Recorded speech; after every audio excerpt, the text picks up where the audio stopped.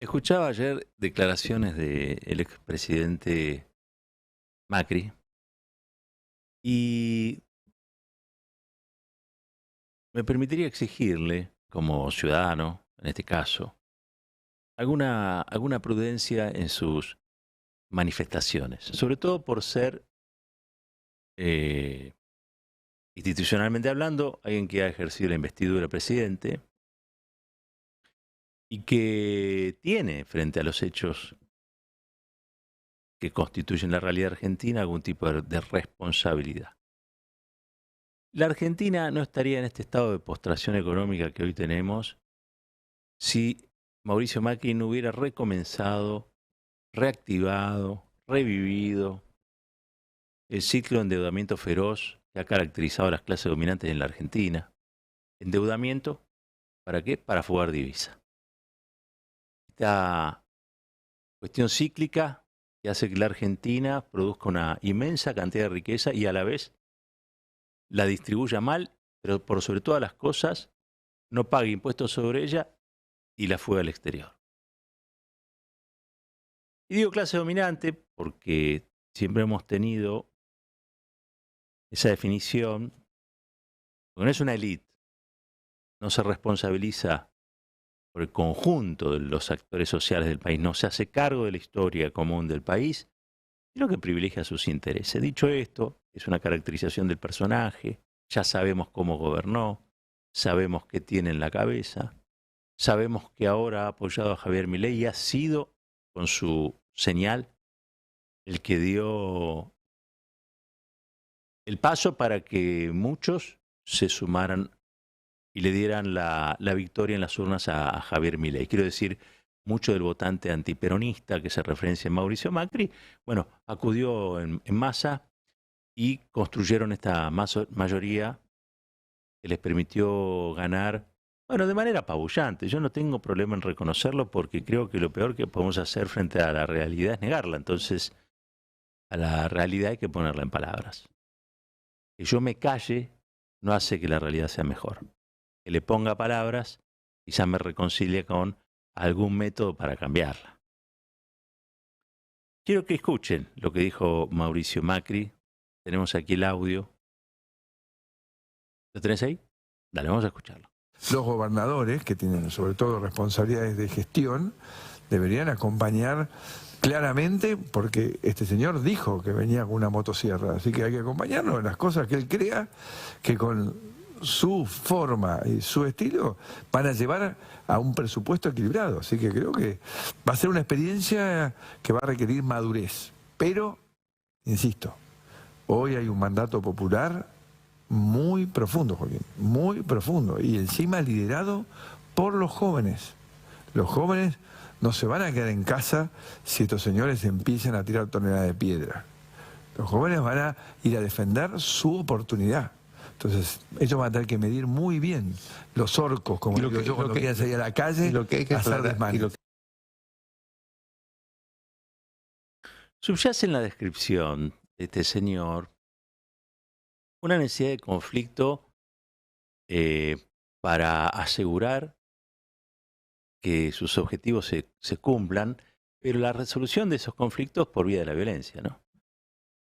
Llama orcos a aquellos que se han manifestado. Recuerdo cuando fue su intento de reforma previsional, una reforma previsional regresiva, resistida. Los mecanismos de negociación no habían sido utilizados, por lo tanto había una gran manifestación, recuerdo, frente al Parlamento. Fue una manifestación que terminó con una represión donde la policía de la ciudad, gendarmería, empezaron, recuerdo, escenas de manoseos a las militantes, les tocaban los pechos, un desastre, empujaban a los viejos, una cosa, gases lacrimógenos para todos lados. Desgraciadamente, hay una especie de mesianismo de mercado y muchas veces esto se traduce en el mesianismo, digo, en que nada se puede interponer a las cosas. Y el que se interpongo, le digo que es un orco. Orco, en el libro de Tolkien, son unos personajes que a partir del miedo, ¿sí? actúan con crueldad frente a los opositores de sus dueños, de sus patrones.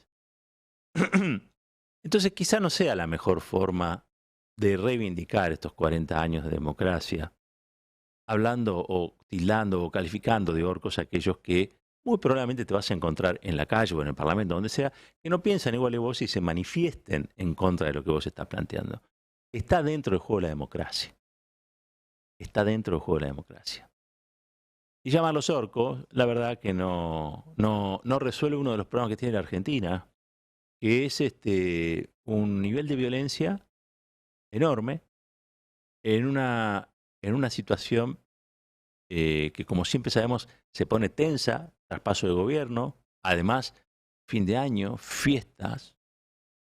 Pero evidentemente, creo que el personaje en cuestión tiene una autopercepción que lo pone, o cree que lo pone, por fuera de la responsabilidad con el resto de los argentinos y de las argentinas. Esto lo quería señalar, ¿no? Porque siempre, en general, se atribuye la transgresión o la violencia a un sector político. Bueno, aquí vemos a nada más y nada menos que el padre de la criatura, planteando un escenario de confrontación. Yo le pido que por favor no manden a los jóvenes a ningún lado. A los jóvenes hay que protegerlos. No los mande a pelear con eso que usted llama orcos. No los mande. A los jóvenes hay que protegerlos. Hay que quererlos también. ¿Sí? Dicho esto, estuve tratando de encontrar alguna respuesta a lo ocurrido el domingo que nos saca un poco de los lugares comunes porque, a ver, predominan muchas sensaciones, ¿no?, sobre lo que pasó. Hay gente que está muy triste. La escuchábamos a Estela, que planteó que, bueno, lloramos un día y al otro día volvemos a la lucha. ¿Por qué? Bueno, porque están en riesgo las políticas de memoria, verdad y justicia. ¿Y por qué? La verdad es que uno teme que este voto implique o haya implicado algún tipo de plebiscito sobre estos asuntos que no están sujetos a la elección, pero en la lógica política, que el candidato que lleva una negacionista de vice haya triunfado tan holgadamente, bueno, nos pone en estado de alarma. Y si Estela se pone en estado de alarma, yo me pongo en estado de alarma. Pero por el otro lado, quiero tratar de entender y comprender qué es lo que pasó, porque me resisto a la idea de salir a la calle y pensar que todos los que me rodean, los que están acá en la otra cuadra, lo que sea, sean mis enemigos. No tengo y nunca tuve esa vocación de pelearme con la gente, sino tratar de ver, de charlar, de conversar, de ponernos de acuerdo en lo que podemos, en lo que no, no. Yo no tengo miedo de eso. Es más, yo soy un convencido de que muchas veces las diferencias mejoran el producto, ¿no? Y claro que es difícil iniciar algún periodo de conversaciones con gente que plantea cosas tan desopilantes. Pero esta gente que plantea cosas desopilantes ganó la elección y las ganó en buena ley. Quiero decir, las ganó por un número que es el que la Constitución manda, que es el que define quién es el candidato que a partir de ese momento pasa a ser el presidente electo. Entonces nosotros nos podemos enojar, angustiar, pero fundamentalmente lo que se inició ahora es un proceso de reflexión para ver qué fue lo que ocurrió. ¿Qué cosa no vimos? ¿Qué cosa vimos a media? ¿Qué cosa no quisimos ver? ¿Y cómo fue posible que un día de los 40 años de democracia, en la elección en la que se celebraban 40 años de democracia consecutiva, el mayor periodo histórico de democracia en el país, bueno, haya triunfado un espacio político que está permanentemente tensionando con los valores democráticos? Y creo que es más interesante reflexionar sobre esto que ponerse mal. Pero también es legítimo no solamente ponerse mal, estar destrozado. Yo, la verdad que quiero compartir alguna cosa que vengo viendo. He tenido oportunidad de hablar en estos días con gente que ha votado, incluso a Javier Milei. Podría decir que en líneas generales hay un voto que no es exactamente ideológico, aunque tiene un componente muy grande de ideología, pero hay otro sector que es el que le dio la mayoría apabullante o abrumadora, que basa el voto la mayoría de las veces en cuestiones vinculadas al hartazgo. Escuché por ahí también, bueno, el hartazgo le ganó al miedo. Y yo empecé a pensar, ¿en qué otra situación podemos nosotros apalancar esto? Digo, ¿en qué otro momento el hartazgo le ganó al miedo? ¿No? Porque nuestras categorías, sobre derecha, ultraderecha, izquierda, ¿no? Son las que usamos nosotros para entendernos, digamos. O sea, cuando decimos esas cosas, lo que estamos diciendo, bueno, el este, el oeste, el norte, el sur.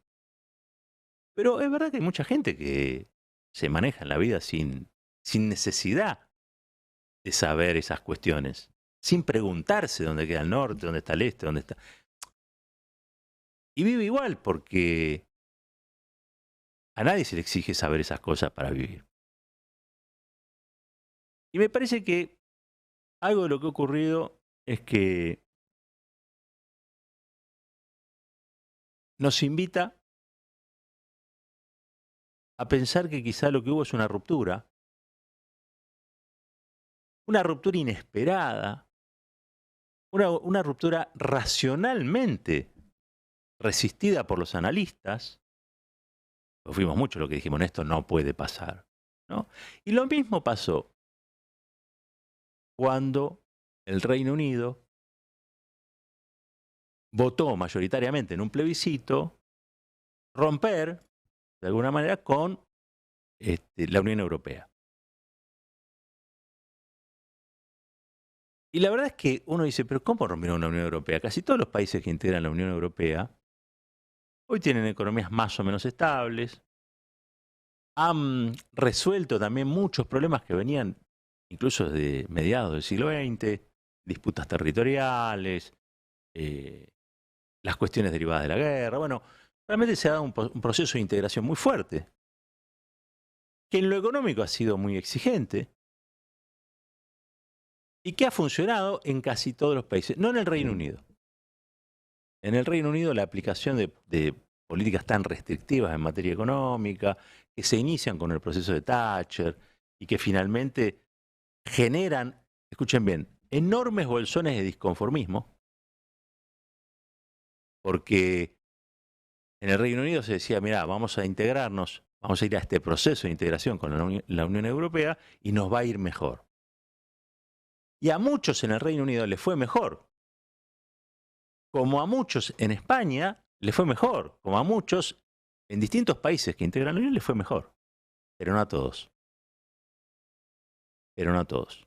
La lógica indicaba que el día que iban a ese plebiscito, en la que iban a decidir la conexión o la desconexión con la Unión Europea, la lógica, yo le preguntabas a un analista y te iba a decir, no, la gente va a votar seguir siendo miembro de la Unión. Le preguntabas a un político profesional y te iba a decir, no, la gente va a votar seguir siendo miembro de la Unión. Le preguntabas a la gente en la calle, y la gente en la calle te iba a decir, y no, mirá, qué sé yo, sería una locura romper con la Unión. Le preguntaban a cualquier catedrático, y cualquier catedrático iba a decir, miren, la verdad que no estamos bien. La Unión no nos ha resuelto todos los problemas, pero claro está que el pueblo no se suicida, el pueblo va a ir a votar y va a decidir que seguimos siendo parte de la Unión. ¿Y saben qué pasó? El pueblo votó en contra y se desconectó. Ahora, ese proceso de desconexión en realidad se había iniciado mucho antes, cuando las privatizaciones de Thatcher dejaron un montón de gente en la yeca, porque cerraron astilleros, empresas metalúrgicas, empresas del Estado, se privatizó todo lo que era privatizable y dejaron un montón de gente que se quedó barruntando resentimiento porque de tener un trabajo formal que le alcanzaba para vivir, para ir al supermercado, para criar a los hijos, terminó viviendo en condiciones cada vez más precarias. Y eso que antes era una vida, terminó siendo una pequeña sobrevida. El Reino Unido está lleno de poblaciones, sobre todo en los suburbios o en los conurbanos, de gente que antes tenía el orgullo de ser un trabajador naviero y de golpe, bueno, ya no dejó de ser un trabajador naviero. Entonces fue buscando alternativas, terminó siendo un repartidor de supermercado o de alguna aplicación. También muchos profesionales que trabajaban en esas empresas y que tenían un buen pasar y que por el solo hecho de ser profesionales creían que le iba a ir bien en la vida porque se habían preparado para ser mejores y sin embargo se quedaron sin mercado. Les cerraron la empresa pública en la que trabajaban. O les cerraron el estudio donde trabajaban, el estudio jurídico donde trabajaban, porque ya no había a quien representar, porque la gente ya estaba sin trabajo, no tenía a quien contratar. O sea, todo un proceso de degradación social que se había estado dando durante décadas. Décadas. Que cada tanto se manifestaban las elecciones, pero que nunca terminaba de resolverse, porque cuando votaban a la izquierda, estos grupos que se sentían ya bastante golpeados por la realidad, bueno, la izquierda los traicionaba, la socialdemocracia los traicionaba, probaron con la derecha también. Bueno, yacimientos de resentimiento, de dolor, de resignación vital, de ver con amargura cómo le habían quitado su lugar en la sociedad y ver que esa amargura le iba comiendo poco a poco sus órganos, porque al fin de cuentas de eso se trata. Cuando éramos pibes, las viejas que decían la mala sangre. Y todo ese sector, todos estos grupos, son tan británicos como el hijo de la reina. Pero el gran sueño de integrarse a la Unión Europea, qué sé yo, no les había resuelto un solo problema. Al contrario, le había generado un montón que no tenían. Eso lo trabajó muy bien Cambridge Analytica. Fue a buscar a partir de las redes sociales, a partir del Facebook, a partir del Twitter, a partir de las publicaciones, fue a buscar gente que estaba enojada. Le puso anzuelos para que opinaran. Y cuando vieron que las opiniones eran más o menos parecidas, generó todo un mapa, un diseño, donde los fue a buscar y fue a votar uno a uno esos votos. Y consiguió que esos votos se juntaran. Eso que parecía individual, logró que fuera una enorme masa colectiva que votó la desconexión. Eso fue el Brexit. Un capitalismo que no le daba respuesta, una izquierda que no le daba respuesta, una unión, una unión con Europa que tampoco les daba respuesta, un hospital o una escuela pública o un plan que tampoco le daba respuesta, un abogado que había estudiado mucho y de golpe tenía que vivir de la ayuda estatal o tenía que hacer trabajo de menor cuantía. Todo eso fue generando esos bolsones donde se consiguieron los votos para que el Brexit triunfara. Después vino Boris Johnson, y Boris Johnson hizo fiestas como acá se hacía en la Quinta Olivia, y toda esa cosa que ya sabemos. Y encima después vino la pandemia, con lo cual, si uno trasladara la experiencia acá, la pandemia fue un posgrado en individualismo. No hizo a la gente mejor. Alguna gente la habrá hecho mejor, pero en líneas generales a nuestra sociedad la volvió mucho más individualista. Entonces hoy tenés una sociedad hiperfragmentada en la Argentina, donde tenés gente que trabaja todo el día y no puede pagar las cosas. Tenés gente que esto le pasa desde hace 3 años, y tenés a otra que le pasa hace 20. Y todo eso también son bolsones, que van juntando bronca. Y esa bronca por algún lado tiene que salir. Son como nosotros, son personas como nosotros, no hay ninguna diferencia, pero ¿saben qué? Tenemos que acostumbrarnos a ver la realidad como una sociedad en la que vivimos, en la que hay incluidos y excluidos. Los incluidos, si lo pensamos como un bote, tratan de que los excluidos no suban al bote, porque el bote se hunde. Y por más que hagamos apelaciones a la presencia estatal, por más que hagamos apelaciones a que los derechos, por más que hagamos... Hay mucha gente que todo eso no le llega porque no lo vive. Y alguien mira, pero no somos la mayoría. No, claro. No es la mayoría. Pero es la mayoría necesaria para nutrir un resultado electoral como el que obtuvo La Libertad Avanza, me parece a mí, este domingo. Gente que se vio representada en esas cuestiones. Gente que tiene quebrado el porvenir, pero no de ahora, hace muchos años. Gente que en la pandemia encima se dio cuenta que nunca había estado más sola, a pesar de todas las cosas que hizo el Estado. Pero la verdad sea dicha, algunos acreditamos eso y otros no lo acreditamos porque ya no tenemos ni siquiera la sensibilidad para ver esas cuestiones. Y hay otros que trabajan todo el día y no llegan a fin de mes. Y hay otros que trabajan todo el día y ven que hay otro que sí lo hace porque entró a trabajar en tal o cual lugar, porque milita políticamente, porque lo que sea. Y sabe, y esas cuestiones, que serían natural en una sociedad sin tantas tensiones, se transforman ya en pequeñas microguerras que se dan en los barrios. En los barrios el que consigue trabajo en un hospital público, que antes era motivo de orgullo, para el resto pasa a ser un, che, eso lo conseguiste por la política. Y capaz que se quemó las pestañas estudiando. Y acá juega un papel fundamental, porque para amargarte, para generar esa amargura, para hacerte la mala sangre, también están los medios de comunicación, que no por nada son concentrados. Y no por nada replican casi siempre una misma agenda. Estas son algunas reflexiones que yo vengo haciendo de lo que pasó. Como verán, es incompleta. Encontré el Brexit, digamos, como un fenómeno histórico que también podría ayudar a comprender lo que sucede. Porque lo peor que podemos hacer ahora es pensar que tenemos un 56% de gente que en la Argentina reivindica a Primo de Rivera. No, no es así. La gente no sabe quién es Primo de Rivera. Y la verdad es que creo que hay que empezar a enfriar un poco la cabeza, porque se vienen tiempos que son tiempos en los que va a haber un intento de un cambio de matriz en la Argentina y eso va a poner en tensión muchas cosas. Ahora, y para cerrar, todo ese mundo decepcionado, todo ese mundo enojado, todo ese mundo con necesidades que a veces son el llegar a fin de mes y otras necesidades que tienen que ver con el objetivo de vivir, no solamente si puedo pagar o no el alquiler, el objetivo de vivir feliz, porque me puedo realizar y no lo puedo hacer y detesto que otros lo hagan y capaz que los otros tampoco lo están haciendo, pero no importa. Todo eso que estuvimos describiendo encontró en Javier Milei una válvula de escape, una salida y una ilusión. La responsabilidad que tiene el presidente electo entonces es enorme, porque le va a tener que asegurar el bienestar, la resolución de sus problemas.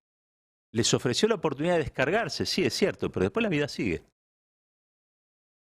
Por lo tanto, yo creo que el presidente tiene en este momento una enorme carga sobre sus espaldas, que no va a resolver, me parece a mí, solamente con fuegos artificiales, no.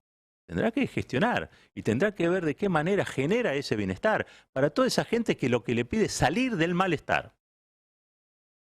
Que no son, insisto, devotos de Primo de Rivera. Es gente que no da más. O es gente que está simplemente enojadísima. Y ¿saben qué? Esto me lo enseñé a mí de muy chiquito. Me cuesta muchísimo. La mayoría de las veces fracaso. Hay que aprender a desenojarse. Y entre otras cosas, para desenojarse lo importante es encontrar cuáles son los motivos del enojo. Pedirle eso a alguien que está muy enojado a veces no es lo mejor. Por lo tanto, habrá que esperar que en este proceso vaya decantando, para muchos y para muchas, que después del enojo viene la vida. Y que la vida es así, en muchos casos, pero que también se puede transformar. Y que seguramente parte de ese enojo también habrá generado una energía que despierte a otros que tienen que dar respuesta y que quizás no la dieron. ¿A ustedes les parece raro que haya gente que está decepcionada por la realidad económica? 8 años de caída de salario. No. Bueno. Empecemos reconociendo eso. Y después, ¿saben qué? Estemos siempre dispuestos a abrazar al que circunstancialmente piensa distinto. Porque hay un tiempo para luchar y otro tiempo para abrazar. Ahora que pasó este domingo, abracémonos entre nosotros. Porque nosotros no estuvimos escondidos, esperando ver cómo la vida pasaba. Nosotros nos jugamos mucho. Y nos vamos a seguir jugando. ¿Sí? Y este es el momento en que entre nosotros tenemos que bancarnos. Pero tengamos un oído atento, que no nos vuelva a pasar. Detrás de nuestras seguridades hay todo un mundo que a veces nos negamos a ver. Un país unido por la radio.